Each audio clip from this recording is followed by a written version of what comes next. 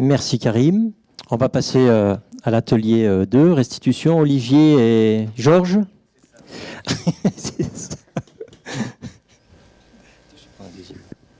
Merci Frédéric.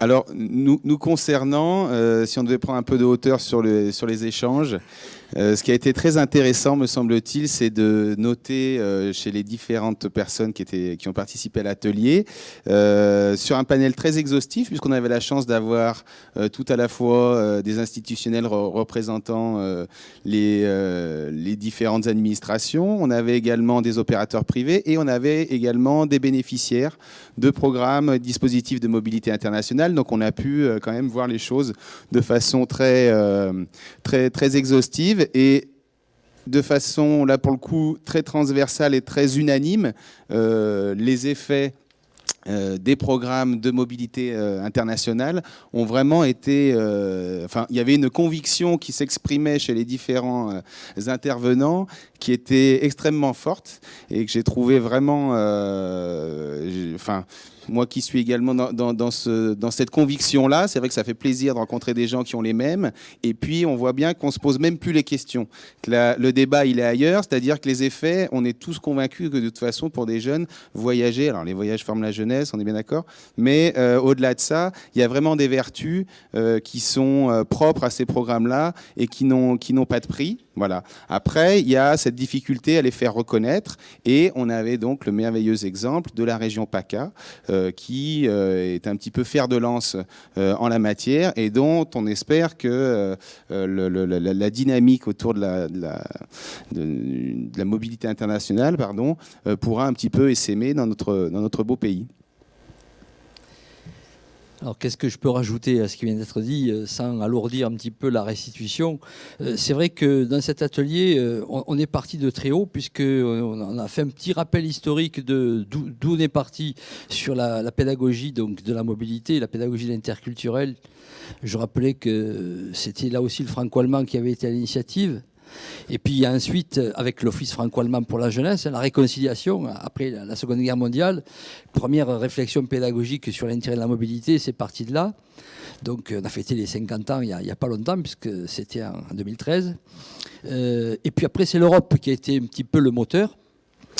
La construction européenne, c'est bien le marché, c'est bien l'économique, mais s'il n'y a pas aussi la formation du citoyen, et la formation du citoyen, c'est la jeunesse. Donc les premières initiatives dans les années 80, avec bien sûr le programme le plus connu à l'origine, ça a été Erasmus, mais qui était surtout le fait du monde étudiant, de ceux qui avaient le plus de facilité à vivre dans la mobilité.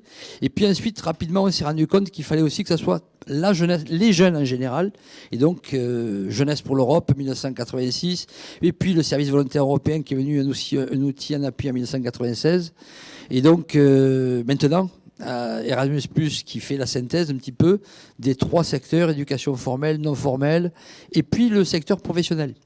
Et le nouveau paradigme d'aujourd'hui, c'est que cette mobilité, on la voit de manière un petit peu plus utilitariste, moins dans l'enrichissement personnel stricto sensu, mais aussi comme étant un vecteur d'amélioration de l'employabilité.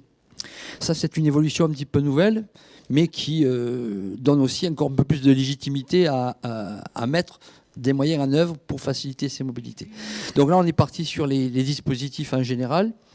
Et puis, on avait la chance d'avoir effectivement la déclinaison avec comment on passe d'une politique publique décrétée par en haut, par Bruxelles ou par les États, et puis comment sur les territoires c'est porté et accompagné. On avait l'exemple de la collectivité du Conseil général donc des Bouches-du-Rhône qui a permis aussi de montrer comment le soutien aux institutions, aux organisateurs donc permettait de faire le relais en direction ensuite des publics.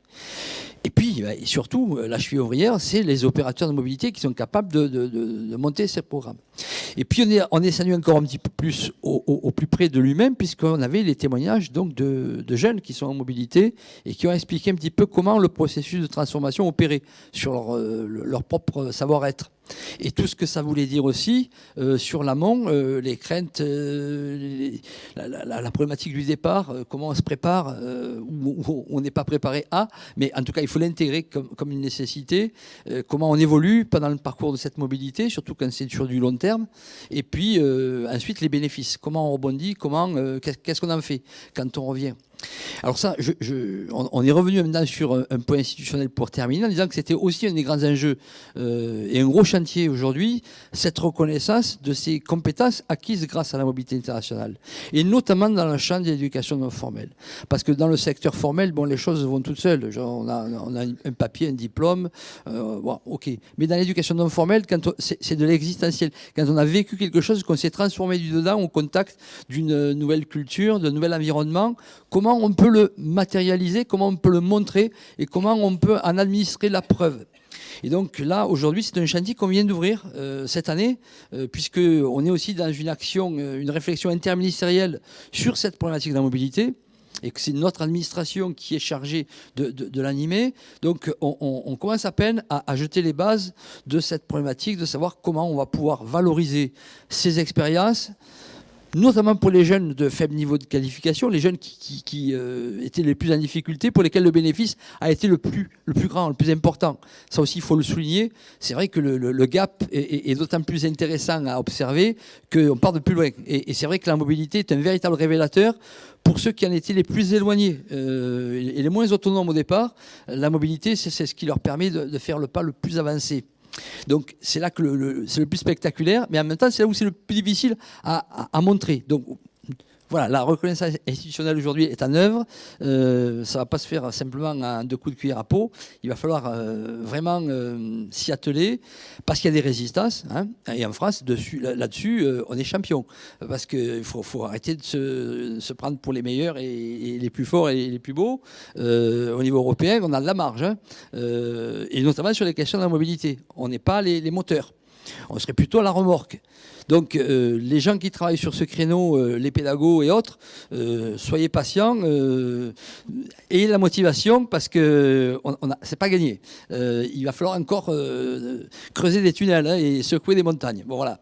Donc on a terminé sur cette note qui n'est pas obligatoirement très optimiste, mais qui reste quand même engagé. Et je pense que c'est par la conviction et par l'administration de la preuve par neuf qu'on arrivera à faire bouger les montagnes. Voilà. Voilà, et grâce à des journées comme celle d'aujourd'hui, eh bien, ça permet de se rencontrer, et puis j'espère de serrer les coudes justement pour faire prévaloir des belles idées comme celle-là. Merci.